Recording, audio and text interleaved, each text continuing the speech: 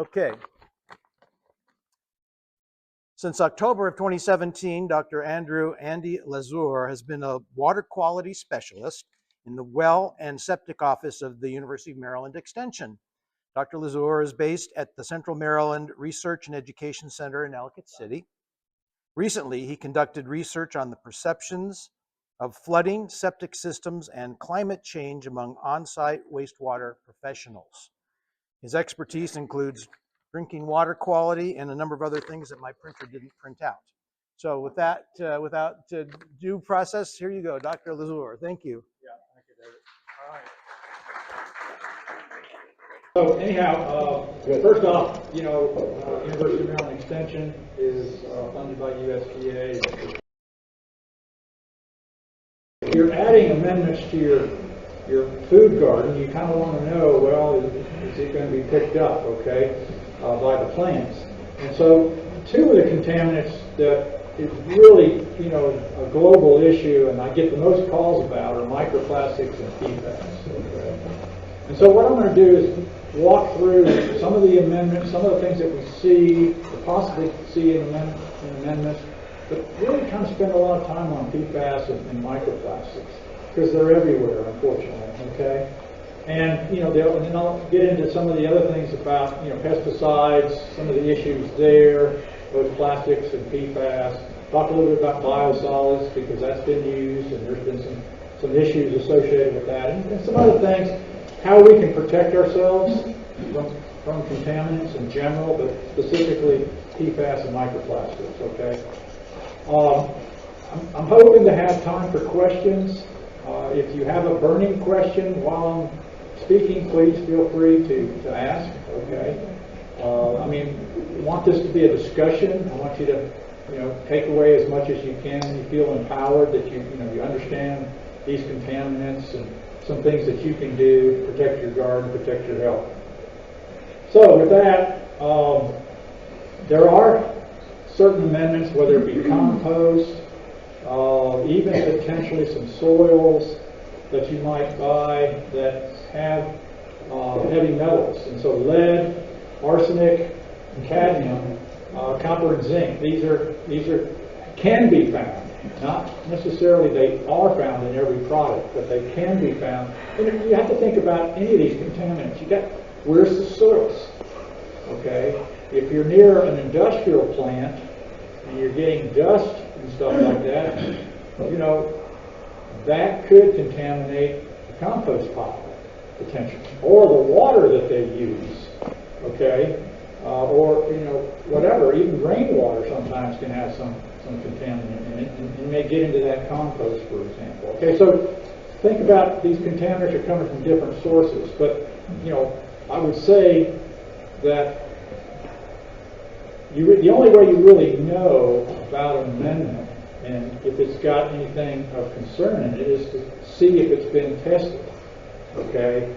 A lot of things you're not going to see a label, but maybe you can do, if you're really concerned and you really want to know and try to be, quote, as organic as possible, you can make inquiries as to the producer of that and ask those questions to see if it has been analyzed. I didn't find a lot of information on the web, I can tell you that. So I don't know, but that would be one approach for you to look at. So there's metals, of course, and some of these metals are obviously toxic. When we think about lead, we usually think about drinking water, okay? It's not in the water itself, but it's in the plumbing. And if your water is corrosive, then the lead can leach out, just like Flint in Michigan, and then back, in D.C. back in the early 2000s. And then pathogens, obviously raw manure, right? You'd expect that there'd be potential pathogens in there, okay? So if you're using raw manure, you could be getting bacteria that's pathogenic or viruses, okay? Now if it's composted, you know how compost works, okay? It's based on heat, okay? The heat actually can kill off these pathogens. I used to fly raw, horse manure to my garden. I'm thinking I was doing a great thing. I think I was, because I've got a big crop. So, but was there anything in there that I didn't really want in there? I don't know. It really depends. And this is when we talk about compost. Again, think about that source. Okay, if it was were those animals fed a forage that might have some herbicide in it or something. Okay, so again, that could be things. Then there's some persistent chemicals, and here's one in particular. Some of these plant growth regulators, and specifically this pyridine carboxylic acid, PCA, they don't break down very well. You know, we think we apply something to our garden or to the soil, and it's got a, you know, soil bacteria and microbes and all that wonderful life that's in our soil, and we depend upon as gardeners and farmers. We think it's going to solve everything. Well, it doesn't. It doesn't break down everything. Okay, but so this is one particular herbicide that can persist, and can even persist through the composting process with all that heat, for example. So that's one thing that may be a concern. Again, how often is compost labeled? You know, if you buy a bag at a box store, perhaps there may be a label on it. But are they testing for everything? Probably not.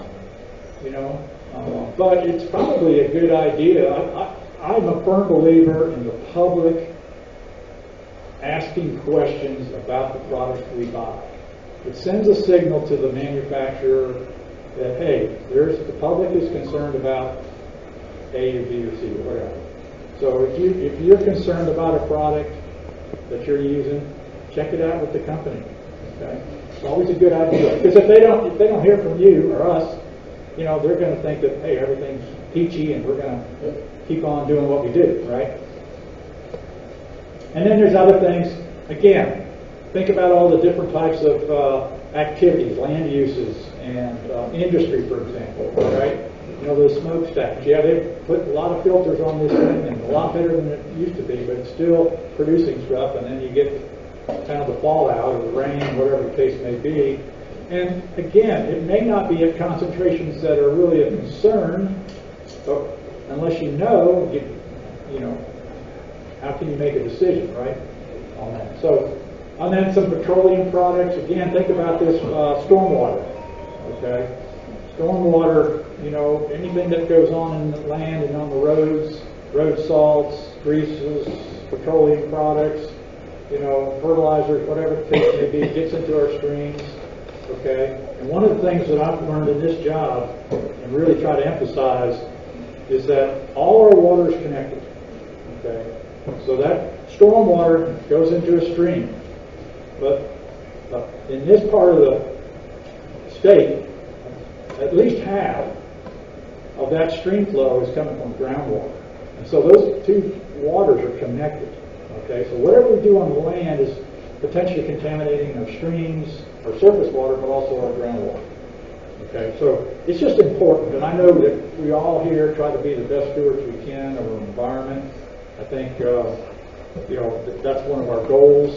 I think, and that, you know, we want to be take care of the environment that we love and live in for ourselves, our family, and future generations. I think about my 3 granddaughters, you know, and try to teach them about, you know, just how to take care of the land, how to take care of their yard, they help me in my garden, so I love it. So, but they, you know, this is why I use, you know, organic, you know, and kind of encourage them to pass it on themselves. Radon, interestingly enough, again, can be an issue. I haven't seen anything specific about that, but this is what came up on 2 or 3 references, so I put it in there. And then the big ones, again, PFAS and microplastics. So, I mean, who has heard of PFAS? Okay. Now, a little trick question to that is, who has PFAS in their home? Everybody should raise their hand. All right. Who has microplastics in their room? No. This is how persistent this is. Now, I will say, since I've done a lot of reading about particularly both of these, but microplastics, you know, if you think about it, and I'll go through this, but you know, we probably have it on us right now. I know I do. I have plastic in my shoes. Okay, I try to buy natural fibers as much as possible because, well, I'm stealing a little question for you, but fabrics are a really important source of microplastics. But in any event, so I'm going to delve into this. Any questions so far? What does PFAS stand for? Okay. Polyfluoroalkyl substances. Okay. Fancy term for chemicals that have a carbon and fluorine bond. In fact, that's what makes it gives it the properties. That's carbon and fluorine bond. And that is one of the strongest bonds in nature. That's why they call these the forever chemicals. They're very hard to break down. But we'll talk about that. So, Yes? say again what PFAS stands for. Polyfluoral, that's the fluoride, alkyl substances. Okay? I think I have it spelled out kind of. So again, just to reemphasize, if you're ever concerned about any sort of amendments that you use, and I have a little bit of information about some of the manure when you talk about PFAS later, so you see a little bit more about that. But check it out and see if there's any sources. So, polyfluoroalkyl substances, okay? They're everywhere and everything. The first products were pretty much Teflon, okay? And then it's been used in all these different types of things, you know, stain-free fabrics. I remember when we bought a couch, my wife and I early on, they said, do you want this coating on? I said, sure, you know, stain resistance, right? Yeah. Stain resistant carpet, sure. I mean, you know, our daughter's rolling around and playing in it, and I'm thinking, gee, you know, now I know this stuff, right? Didn't then. You know, and again, electronics. Here's some of the, you know, the lesser known types of things, guitar strings. I guess you can see that. Anything that's slippery, okay, and repels oil, okay. But dental floss, okay, all right. You can buy, you can go online. There's multiple sites now for PFAS-free products, including dental. They're everywhere, okay. They're dubbed forever. I use the term everywhere because they're that. So here we go. Here, you know, you go back to Chemistry 101 if you ever took that. Here's just an example. These are the two most common: PFOA and PFOS. Okay, these have been around since the 40s, 50s. Here's what makes each of these unique. All of these are carbon-fluorine bonds, but then, as a chemist, I guess, when you're making these things, you can just do your magic in the lab and you shift things around and you got a whole new compound, okay? And those compounds have similar properties, but maybe somewhat unique, and so they're used in different applications. So, you know, this particular product may be best suited for cookware, or this product may be best suited for guitar strings or electronics, you know, so it's just interesting. All right, don't want to go into a lot of this other than to say that there's different types. Here's the thing, and actually that number is a little dated. Recently I worked with somebody and they were saying it's over 16,000. So here's the question. How many compounds or chemicals do you know that have even 2,000 or 1,000, you know, different formulations? Why do we need 16,000 things? It really has puzzled me because, you know, it may be in 16,000 different products. I don't know that. But what I've kind of drawn the conclusion is that maybe the chemical companies, they give the chemist a bonus if you come up with a new PFAS compound. I don't know. I don't really understand why we have so many. And then in all the research that's done on these, PFO and PFOS, and maybe about 20 others are the most studied, okay? And when I talk about drinking water, if you're concerned about PFAS in whatever type of water you have, one of the good things about drinking water is the filters that are used so far have been shown to work for everyone that they've tested, which may only be 20 PFAS compounds. But I'd like to think if you're able to filter those out, then they're able to filter out a lot more of these things. Which filters do you have? What kind of filter? That's coming up. Okay. Good. don't want to steal my whole show here. Okay? I'm just trying to help you. No, trust me. I do a lot with filters. So anyhow, there's polymers, non-polymers. Some of these are more easily absorbed than others, okay? And therefore they're considered to be more harmful. And then the size of the, a large chain or small chain, how they act in the soil is different too, okay? Don't even know a lot of detail about that, but it's important that researchers have looked at this so we better understand what's going on in the environment and our soils and such like that. All right, the other thing that can happen with some of these compounds is that the larger ones can break down and become smaller chains that may be more of an issue, more of a threat, okay? So, how do we get them? Pretty much because we're using them everywhere, okay? Certainly, yeah, we can have an industrial issue where there's spills or there's just, entering surface water and groundwater. But it's getting into the food chain. We could use biosolids. That could be an issue. But again, it's getting into aquatic environments, land environments. And so, again, it gets into groundwater. Remember what I said. All water is connected. Okay? What is the CEC? Contaminants of emerging concern. Okay? Well, these have been around for a long time, but there's, the last 10 years in particular, there's been a lot of attention. And the good news about these contaminants of emerging concern, not just PFAS and microplastics, is that there's a lot of research going on. Okay? Not only health research, the impact, but also the destruction technologies. How do we get rid of this stuff? Okay, I'm not sure we'll ever get rid of it, but we can certainly try to do our part. And then one of the take-home messages that I want you to leave with today is that what can you individually do to reduce your exposures? Okay, we'll talk about that. Whoops, skip ahead. Goes all the way back.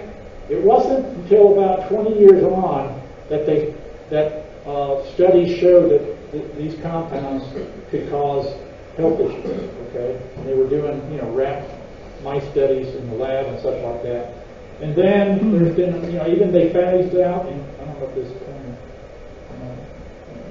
but anyhow, back in the early 2000s, EPA kind of they didn't ban the product, but they encouraged the companies to phase out the production of PFOA and PFOS. Those are the two biggest ones, and the ones that have been studied. So lots going on. Hundreds and hundreds of lawsuits now about PFAS products. So here's the reason for concern, okay? All right. Most of us have it in our blood. Studies have shown 98%. It can potentially be in our drinking water, okay? EPA, I have to give EPA a shout out. They were very proactive in developing some new standards on that, a little bit more later on. This is basically it. They had a 70 part per trillion threshold, but they decided, based on the science, to lower that to 4 parts per thousand, which is extremely low. And for some labs, they don't even detect it, that low. So, but in any event, that's some good news. A little bit more here. I'm just going to kind of walk through this. Cancers. It actually increased cholesterol issues. It is passed through the fetus into the infants, okay? And that can impact the birth weight. It changes issues with fertility, yes. So does it affect the DNA? Does it change? No, I haven't seen anything on that. I have not. It's not. It's yeah. I It's think so, it does. It poses a problem for cancer and other. well, yeah. So there may be several mechanisms going on there that can actually stimulate cells to well, that's what cancer is. It's cells that get out of control essentially. Thyroid issues, and then again, newborn babies at risk. Other cancers here. Okay, so this is proven. The issue that we don't have a real good handle on, and I haven't studied all the medical literature. It's outside my field. There's other people I'm sure that could answer this. It's just how much does it take? Okay, but you know how this is that it's over time too. You know, I've been exposed to PFAS, it's safe to say, since the 1960s. Okay, because of what I shared with you, we had it on in our carpet. You know, my mom used Teflon pans. You know, I mean, so it is what it is. We all, you know, most of us have it. Okay, it can be found in the lungs, kidney, liver, brain, and bones, in addition to blood. Diet and water. Those are the two main sources, diet and water. Okay. Half-life. If you don't know what this term means, it's the time, the length of time it takes for half of a compound to break down. Bottom line here, years in humans. Okay, it sticks with us. Okay. All right, that's the unfortunate thing. But there is one that only stays around for about a month. You know, the far end of PFDS, and that's because of the chemistry. But it's just a different formulation. We found it in our drinking water, and it goes back to somebody's comment about, you know, airports. These concentrations tend to be higher near airports that have used this firefighting foam, higher near industrial sites, obviously the producers, but then also wastewater treatment plants.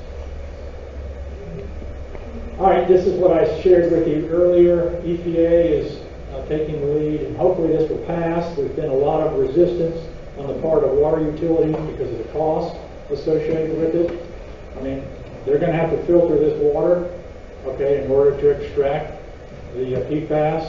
And what are they going to do with that waste? Okay, so they have to have destruction technologies in place, or ship it out to somebody that can destroy it. Okay, burning is interesting. You think, well, I'll just light a fire, you know, and I'll burn it. Well, no, it doesn't destroy it. It has to be at super high temperature. So when you burn something in your backyard, and it's got, say, PFAS product, it's just all you're doing is releasing it in the air, and it floats around and settles out somewhere else. So anyway, that's the good news here. A lot of plants currently exceed, or a lot of water treatment plants, drinking water treatment plants exceed the levels, the current levels. Treatment. All right, somebody asked about filters. Activated carbon, reverse osmosis, and ion exchange. The water treatment plants are probably going to use activated carbon and ion exchange. RO is pretty expensive with large units, very expensive, as a matter of fact.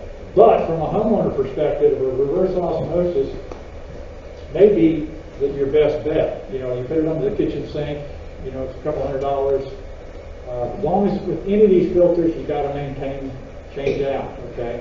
I do my daughter's because she's on a well that has a manganese issue. She put an RO, reverse osmosis, and every November I change out her filters. So that's on my to-do list. Daddy-do list this month. Reverse osmosis is actually 3 filters in one. It does have an activated carbon filter. It has a solids, activated carbon, and then the membrane. Okay. All right, PFAS in agriculture. A lot of publicity about this, particularly farms in Maine, where there were farms that the concentration in the soil got so high that they can't farm it anymore. It was contaminating the crops.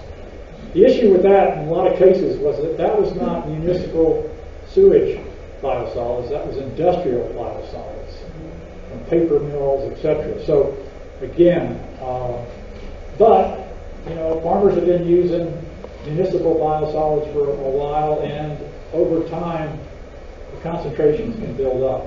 Okay, we see it. There's been several studies done on this, and you know, concentrations here. It is picked up by plants. Okay, and it really depends upon the chemistry of that PFAS. This was interesting to me. Green leafy crops tend to concentrate PFAS more than grains and fruits. Okay, right? Again, you know, what I do is I review a lot of the literature, and I just kind of try to summarize it, which is what I'm doing today.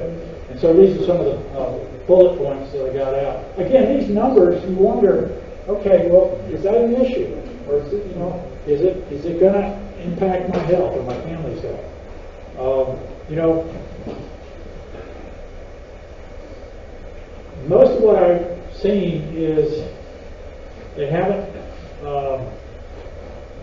well, some studies have shown, yes, some of these concentrations are causing issues. In others, it's inconclusive. So, you know, but we need more information, I guess is what I've said. But so what can we, you know, do with all this information? You can't understand what that really means. It's just that, hey, just be aware that this may be an issue that you want to think about, okay? And understand where your food is coming from a little bit better.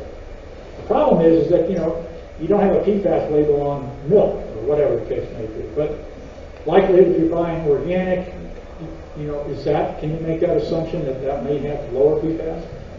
Well, potentially, maybe. You know, again, contact the supplier and find out. It is picked up in food products. You can see here, again, different compounds tend to be picked up more by certain plants. This is a difference between fresh vegetables, frozen, and ready to eat. Okay? So I appreciate the fact that people are studying this because it helps inform us. Okay? Soils, again, not going to go spend a lot of time on this, just other than to say that organic matter can help with some of the PFAS absorption. Okay, so it's trapping it in the soil. So is that a good thing? Well, okay, or does that mean that more plants can pick it up, or does it mean that it's not going down into the groundwater? Maybe a little bit of both, depending upon the soil chemistry, including pH. So it's just interesting. Again, not a lot of studies on PFAS in soils, but the few out there are getting us to think that we've got to look at some of this stuff. Biosolids used a lot. You can see some numbers here. Again, these numbers are such that, you know, is it a concern? Okay. Well, you know, I've talked to different people that say, well, maybe it's not if I just use it, you know, a few times. But you know, what about the accumulation over time? Okay. So that's you know, a concern. But we use a lot of it. The other thing, they are looking at, in some cases, looking at, you know, once they have the biosolid, they try to channel it more towards some sort of destruction technology. You know, super high, you know, high temperature, whatever the case may be. What I found here is, you know, again, some of the byproducts, some of the manures, you know, it's relatively low compared to, you know, other types of biosolids. So that's good news to an extent. Okay, and then, you know, we have it even in urban and residential waste. Okay, you know, 220 parts per billion. That's, you know, it's up there a little bit. Now again, is that a health concern? I couldn't find out specifically about that, but it does make you think. What's interesting about PFAS and pesticides is that in the last 10 years, more and more of the new formulations have PFAS in them. Okay, there was concern that, well, the PFAS was coming from the plastic containers that are used. Okay, and so, you know, in plastics, and you know, there is some PFAS in some certain plastic materials. Okay, and it was leaching out into the pesticide. Well, these studies have shown, well, there's for some, and I think I didn't put it in here, have a list of about 66 different pesticides that are commonly used that do have PFAS in them, in the formulation. Here's, again, I'm thankful for researchers that are looking at this. These are different technologies, electrochemical oxidation, plasma, I had to read about that, make sure I understood that, photo or light, analysis, you know, oxidation, and then thermal degradation, you know, very high temperature incineration. So the good news is that there are some technologies. Then you have to think about, well, are facilities implementing this? Okay, I think we're going to see more and more of this adopted over time. As far as other remediation, the idea of using plants to take up the PFAS, it's been shown to work. Okay, they've studied enough of a lot of different types of plants and say, yeah, it's taking up PFAS in the tissue. So you're removing it from the soil. So my question is, okay, you remove it from the soil, not completely, but you are impacting. Can you remediate a super high concentration of PFAS in soil? Well, it may take many, many, many years to do that with plants. The question I have is that what do you do with the plant material? Right. Yeah, right. Yeah. Everybody chimed in. Yeah. See, so you have to go and use one of those destruction technologies. Okay. So it gets complicated and a lot of layers here, right? And expense, no doubt. All right. Biochar. Anybody ever use biochar here? You heard of biochar? Who's heard of biochar? Okay. Yeah. So it's basically. Just like that. So it's charred biological organic matter, okay? It's basically a special process to develop this sort of like charcoal, if you will, but it has great absorbance capability to pick up metals, to pick up PFAS, and things like that. And so they have remediated soil, and they've seen some pretty good results. You can see over here. There it is. It worked for a second. Nope. Anyhow, over here in the box, up to 98% removal. So that's pretty good, okay? All right, if it's bound in the biochar, then it's not being picked up by the plant. Or a lot less is being picked up by the plant. So there's a possibility, if you knew you had PFAS in your soil. So what can you do? If you're on public water, who's on public water? Most of you probably. All right. How many of you get a copy of your, let's call it, annual consumer confidence report from your utility? Everybody should raise their hand. Okay. Because it's required by public utilities over a certain number of houses, a certain number of services. You're supposed to get access to that. And so what the water treatment plant is basically sampling year round. And they'll sample for lead, copper, bacteria, radon, all those, about 97 different contaminants, including PFAS. So again, you've got the power, okay? Contact your utility and say, I want a copy of my consumer confidence report. You might have gotten something in the mail, and it's probably a little, that says, if you want to find that report, go to your website. It's on their website. And if you don't see PFAS, contact the utility and ask, because sometimes what they'll put online is an abbreviated report, and it may or may not have all the contaminants. So there's a little tidbit. Understand your water. Okay, I have folks that I've helped that have contacted me and say, I've read it, I see a number there, maybe it's safe, maybe it's not, I want a filter. What filter should I use? So again, just share that with you. PFAS free. We all know about recycling, proper disposal, right? Very, very important. Okay? There are some fish advisories now. Maryland, DNR has a PFAS fish advisory out there. Okay? All right, I know some of you love to cook with your favorite pan. Okay? But if you're going to use non-stick, low heat, don't scratch it. Wooden utensils. Get rid of the black plastic utensils. I can't convince my wife of that yet. So I use wood, but she uses black plastic every once in a while. Yes? What about a new non-stick pan the other day? It said, yes, you can use metal spatulas on those. And I thought, really? So, yeah. what is going on? Okay, I can't say for sure. I do know that there's 2 or 3 products that have been advertised. It says it's PFOA free. So it's free of one PFAS compound. What they don't tell you is that it's got other PFAS. All right, so it's a marketing thing. You got to really be careful, about that. I would be, if it's non-stick, don't scratch it. because some chemical is making it non-stick. All right. Yeah, I just mentioned that. Lower the heat. Avoid food packaging with PFAS. Well, how do you know? Yeah. How do you know? Okay. Well, when we talk about plastics coming up soon,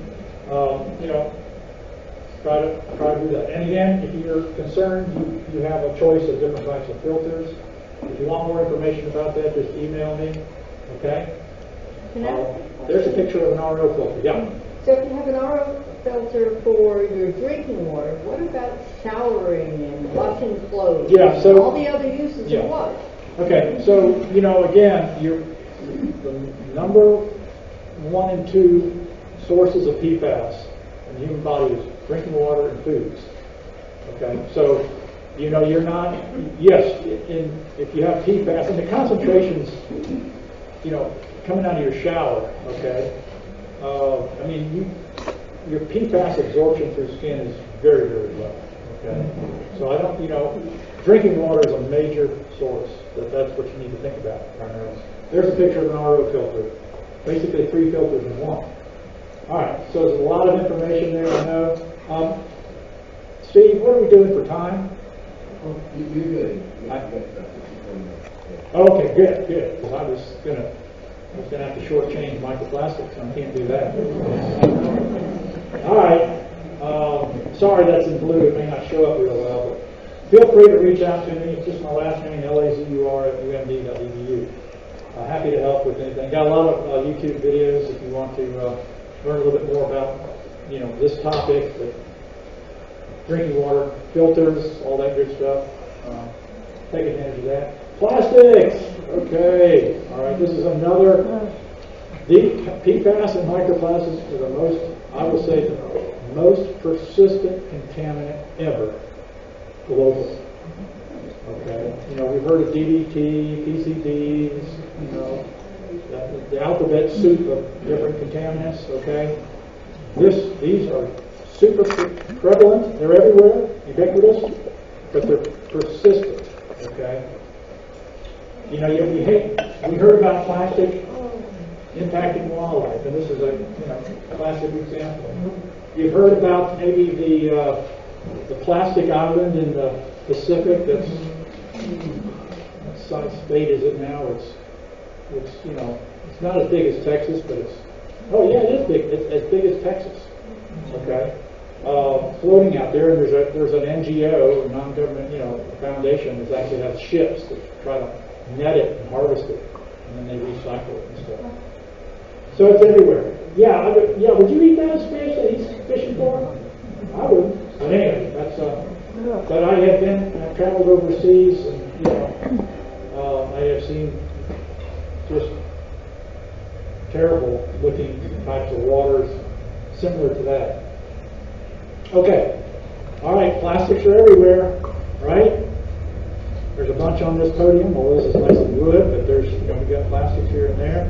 Of course, some of these plastics, like this microphone thing here, it could be around for 60, 100 years before it starts to break down and whatever, right?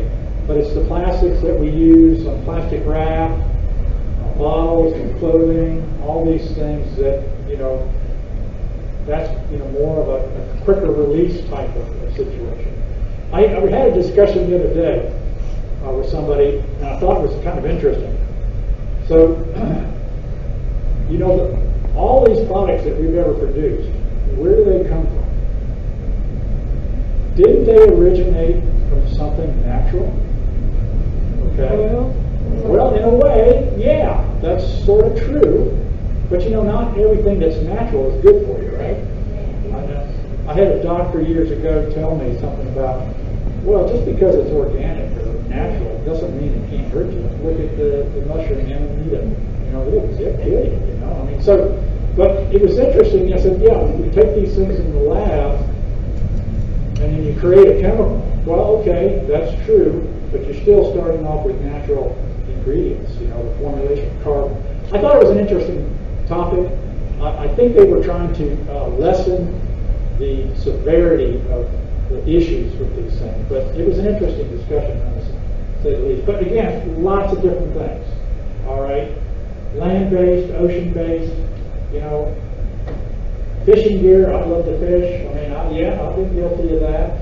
Now I make it a point if I've got a knot in my line, I cut it off, and well, I don't know if I'm recycling it. I put it in the recycle. I don't know if it's recycled because you know what happens a lot of times.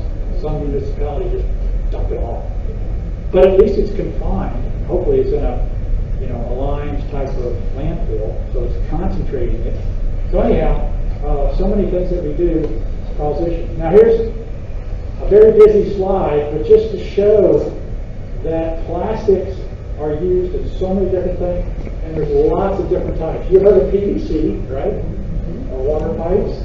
You've heard of polyurethane, okay? Polystyrene, you've heard of, okay? Polypropylene, maybe, too, okay? Well, polyethylene, you've probably heard of all these things, but, again, they're used for different types of products, okay? What's interesting is that when you buy products at your house, typically, you're going to get plastic products, 1, 2, 5, 7. You've seen those numbers. And typically, they'll take one or number 1, number 2s, your milk cartons, for example, whatever the case may be. But they may not take the others. Okay. Anybody want to guess on what percentage of plastic recycling is in the world? 15. 10%? That's a lot of percent. No, it's actually a little bit higher than 10. I've heard 12 to 14. Okay. Contrast that with aluminum. Anybody want to take a guess? 78. 78. Just reverse those numbers and you got it. 87%. So I use aluminum foil as my food wrap. I do. My wife still likes plastics. I'm working on it. But if you use foil and it gets messy, do you wash it before you put it in recycling? You can. But if you think about, I do that. I quick rinse, but I'm not scrubbing because when how they recycle, it's going to burn off any impurity when they recycle. Okay, so a little bit of waste, but yeah, do your due diligence and wiping it off or rinsing it off. So anyway, lots of different sources. Okay, here's some of the issues, consequences: gastrointestinal issues, liver. Okay, immunity issues. Again, exposure routes, just like PFAS. Intake by water and also foods, okay? But you can inhale it because it gets in the dust, okay? And you can pick it up through your skin, although that's just like PFAS, it's a lot lower type of percent, okay? All right. So what happens? We start with a plastic bottle, okay? That would be a macroplastic, but over time, due to sunlight, etc., heat, starts to break down, and then it starts to form microplastics. I'm going to skip ahead just. No, I took it out. Okay. Well, I shortened this presentation a little bit. But what happens now is we've been focusing on the term microplastics, but microplastics break down to nanoplastics. Okay, so there was a study on bottled water that's showing, this was a couple of years back, that there were several thousand particles of microplastics in certain bottles of water. Then the technology grew to where they could measure nanoplastics, which are smaller, even smaller particles. And some water was found to have 240,000 nanoplastic particles. So, I don't buy bottled water anymore. I bring water from home, or if I'm traveling and I'm going out to eat, and they have, this is aluminum. And actually I reuse this because I don't have water in here to have tea. But, again, it's just being aware. I figured at my age, I need all the help I can get. If I can produce the amount of microplastics in my brain, maybe that'll be a benefit. And all joking aside, it's we're getting exposed to this. We're learning more and more, but again, it's buildup. Think about a plastic compound, and eventually that nanoplastic is going to break down probably to its parent particle, Question back? I have a question about the PVC. You're using PVC pipes to keep us leach out of that? So you're kind of negating. Yeah, not necessarily PFAS, but microplastics or nanoplastics can, but the concentration of studies that I've seen is extremely low. Okay, very, very low. Because there's, there's PEX pipe, there's PVC pipe, and you have copper, whatever the case may be. But, anything can leach out from plumbing pipe, but it really depends upon your water chemistry. But the concentrations that I have seen so far in the two studies have been very, very low. Or, it may not be a concern.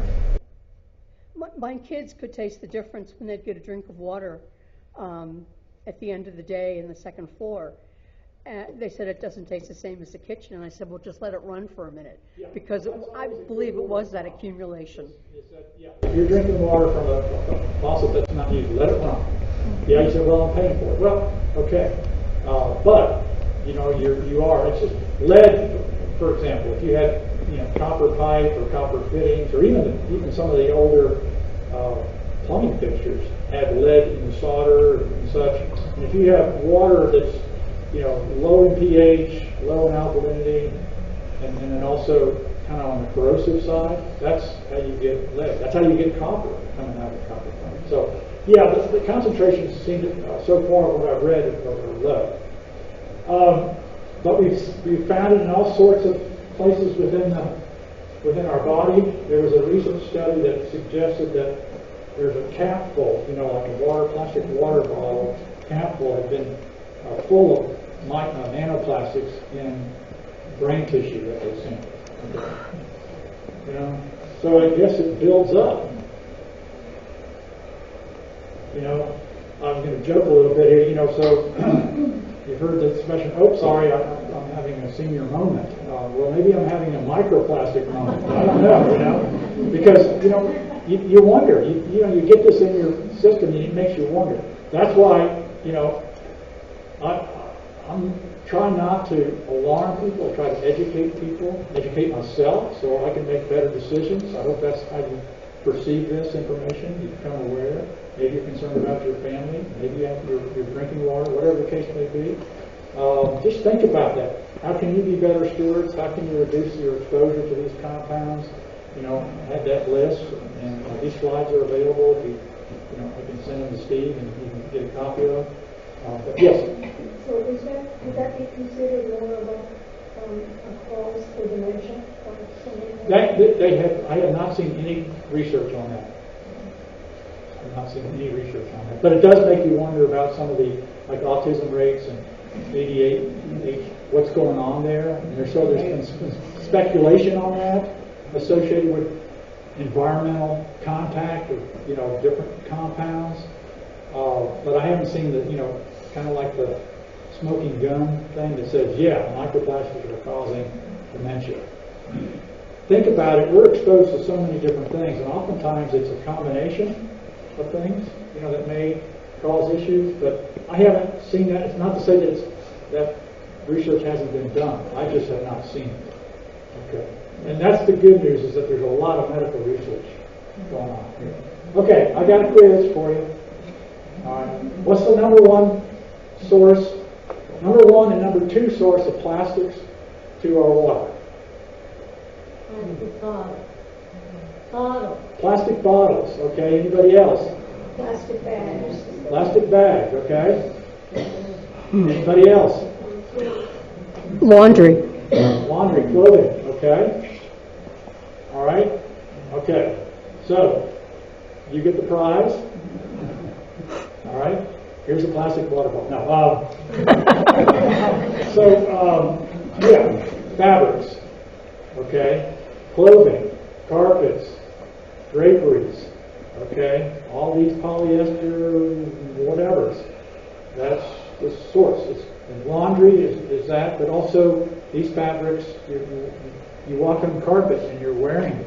That gets in the air and the dust. Okay.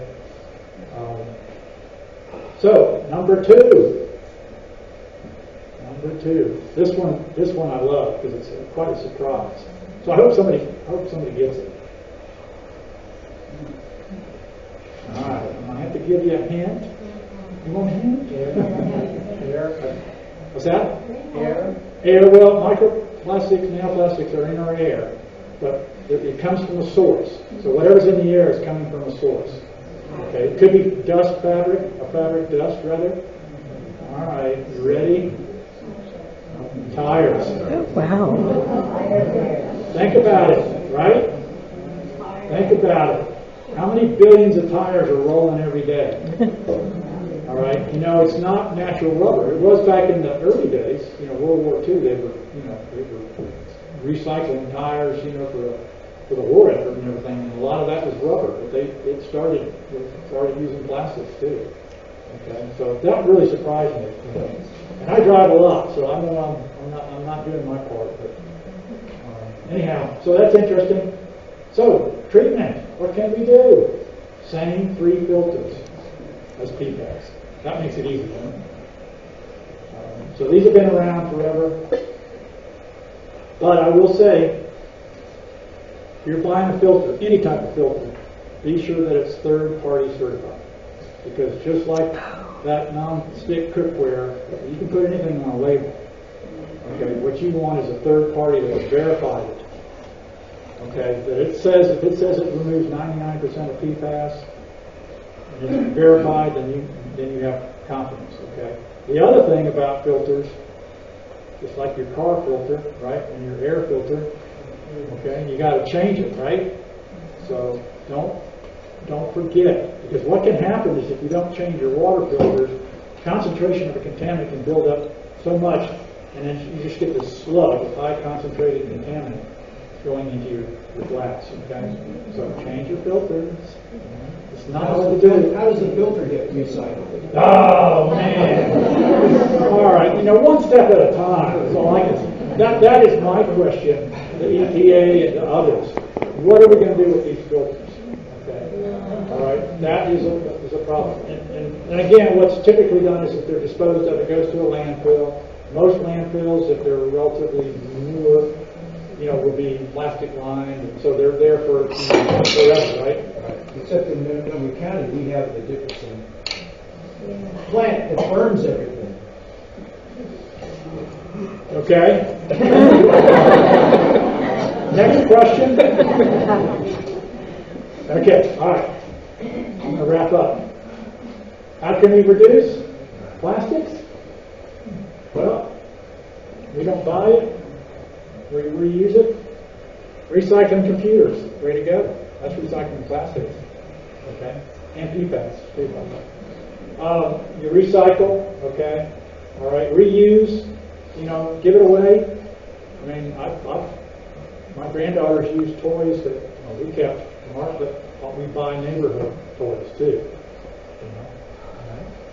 I still got some plastic toys that say made in the USA. It's going to be worth money someday. And then, some other strategies there. So, what can we do? Here we go. I'm not going to zip here because I know my time is out. There's a lot of information on the web if you want this. I really like this graphic from California Tea Grant. Okay? I saw the other day a bamboo toothbrush. Yes, I use bamboo toothbrushes. Yay! So was my dentist, but he gives me a plastic one. Glass storage containers. We started to use those. Okay. Never microwave anything plastic. Okay. BYOD.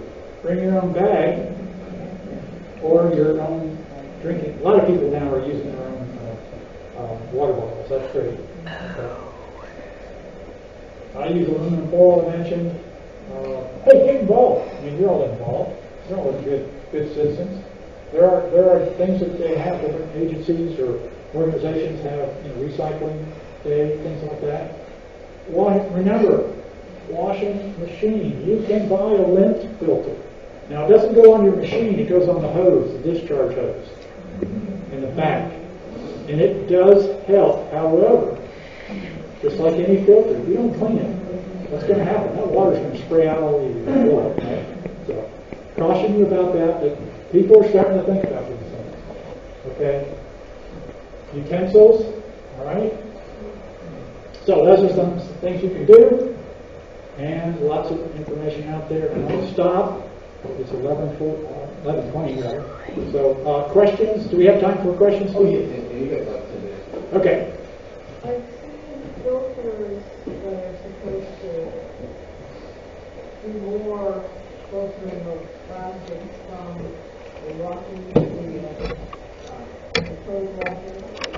But I haven't seen if they supposed to get down to the minimum level. I wouldn't think. No, I mean, but think about it. If you're removing a plastic lint, okay, you're trapping, it's a macro size, but that lint particle is going to break down to nanoplastic. So you are benefiting downstream significantly, actually, by using a lint filter.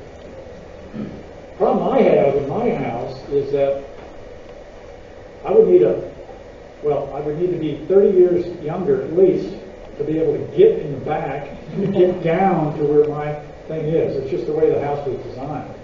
So I don't have one, you know. So shame on me. But that's, you know, I don't know how I would, you know, do that other than having it reclumbed to where it would be more accessible. And you know, my wife will think I'm crazy if I suggest that. So I don't know if I'll ever do it. Yeah. Yes. Could you get your well water tested? Yeah. Okay. So. Filter you need?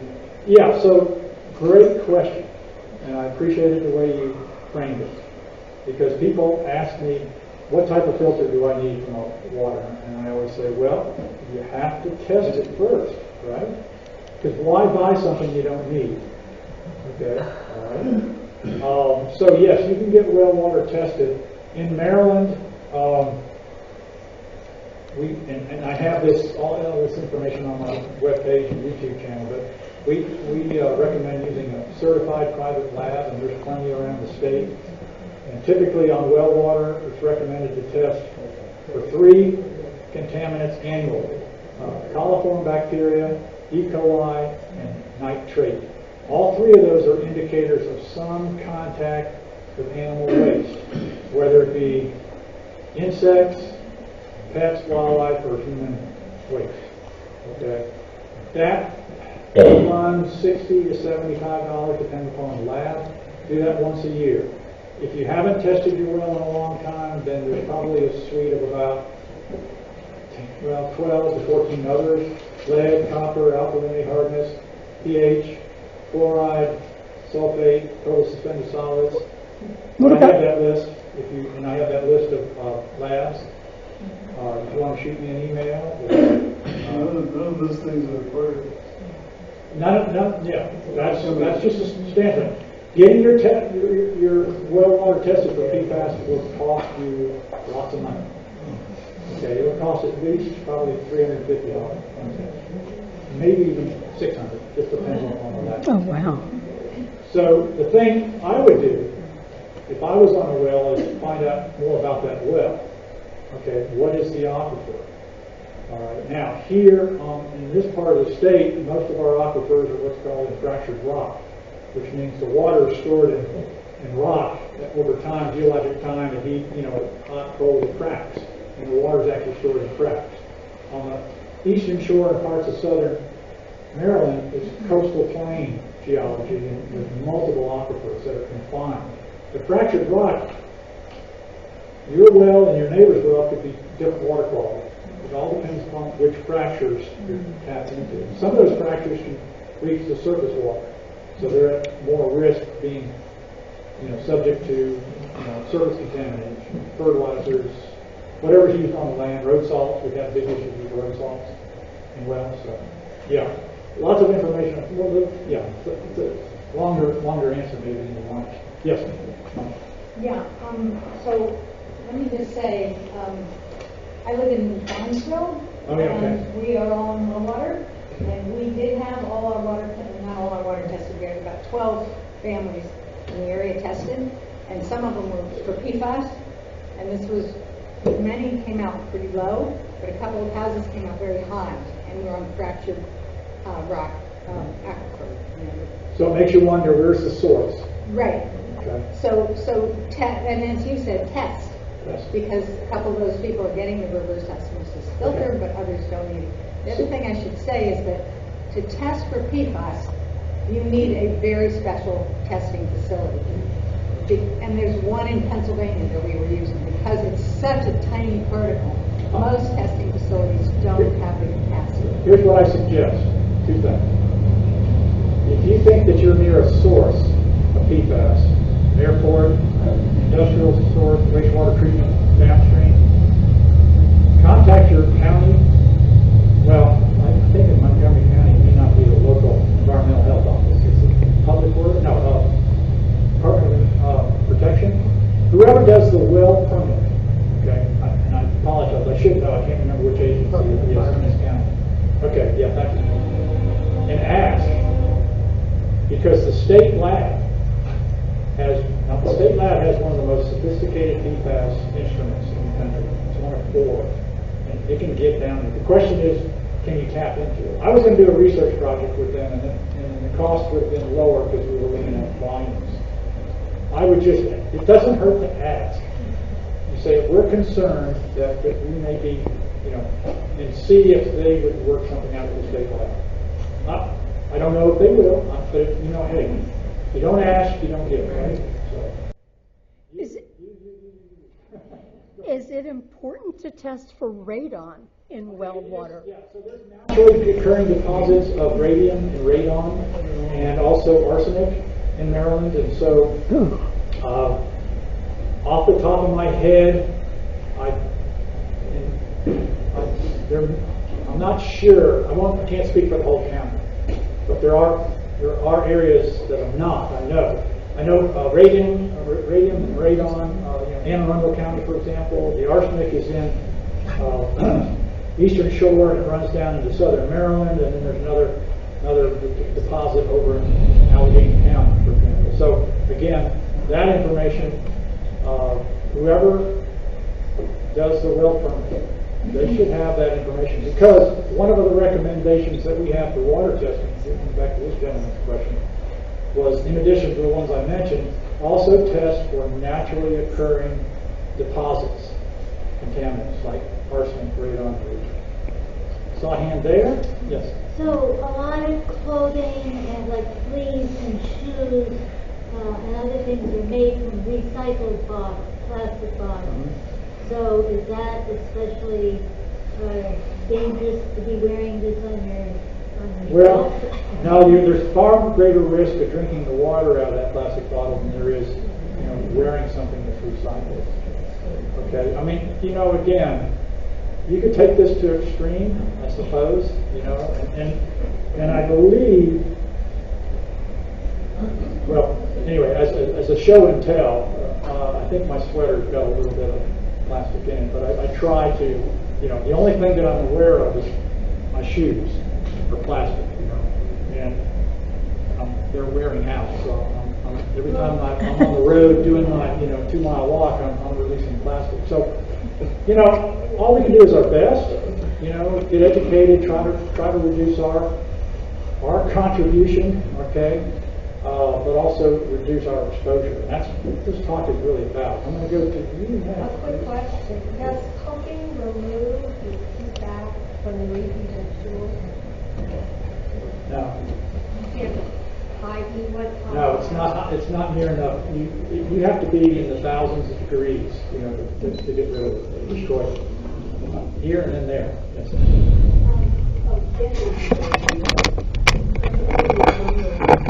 Switch from compound to other compounds. Which is copper is one of the 10 and 50 listed as a big update on the safety. Yeah, because I'm involved in a community garden. They used treated lumber to build their beds, and so when I was building a new bed, I opted to use regular pine. So 3 years later, I didn't have a bed, but and I treated it actually with cedar oil a couple of times. I'm thinking I might get another year. Nah, it didn't work. And I'm too cheap to buy pure cedar. That would be my choice. I know people are using plastic, they're using metal, you know, all those types of things. But yeah, I mean, again, the little bit that I've read on that is the concentration is fairly low. The question is it, you know, is there a toxicity concern in humans? And I haven't seen that, not to say that it's not out there, okay? Again, there literally are thousands of papers, or hundreds of papers at least, on, you know, certain compounds. And it's, you know, again, I don't read them all. I do the easy way out. I look for review papers, and they've already reviewed all the science. And I look at the review papers and try to, because that's just the time I have, right? But, no, it's a good question, and I think. I have two questions. Right. Do you know how much testing is done of leaf grow? Because that's probably one of our most important additives. Okay. And then in terms of vegetable production, would adding biochar to the soil where you're growing vegetables be helpful to reduce the absorption? Okay, I don't know specifically about that product. I know it's you know, good product, but again, I know I recycle all my, you know, yard waste, and it's I've been to the plant where the city grinds it up and such, and the one article that I read talked about, well, it really depends, you know, so if it's leaves, that may be one thing, but if it's other debris, you know, yard clippings, or, you know, what about the herbicides that are used in the grass clippings? Okay, but you know, so, but is it at a concentration of concern? I don't know the answer to that, but I would contact the company and ask. And your second question again? Was about, you had discussed biochar. Oh yeah, so biochar, I mean, if you add biochar to your soil, even if you didn't have any contaminants, it can help in your production, yeah. It helps, it provides, you know, multiple benefits, yeah. Steve, just get the prod and get the prod and just comb your way. Yeah, in the back, ma'am.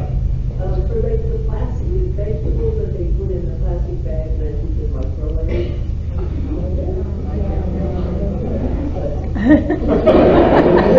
All right. Thank you for your help. I appreciate it. I told you I'd take all the help I can get. So there's a lot that we don't know. But again, you know, how can we take this information and go home and just be better stewards, right? Better stewards. I mean, you know, my wife says, you're getting a little extreme. Okay? I said, well, you know, okay, all right. You like black plastic, I like my olive wood, you know, the bamboo, you know. So, but you know, I think we can all take a message away, at least I hope that take a message. You know, I could do better than this. I don't need to, well, if not from the environmental standpoint, just from your health perspective, try to reduce your plastic use. I don't have the answer for that. Well, let me jump in here. I know you guys are enthusiastic, and we want to thank Andy for his presentation.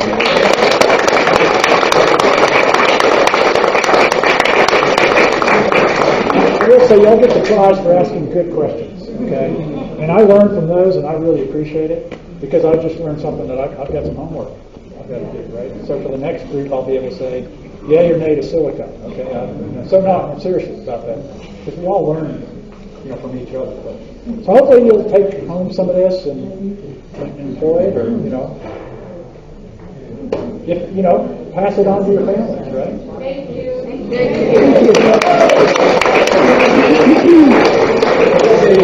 Hope to see you guys here December 4th. Holiday party.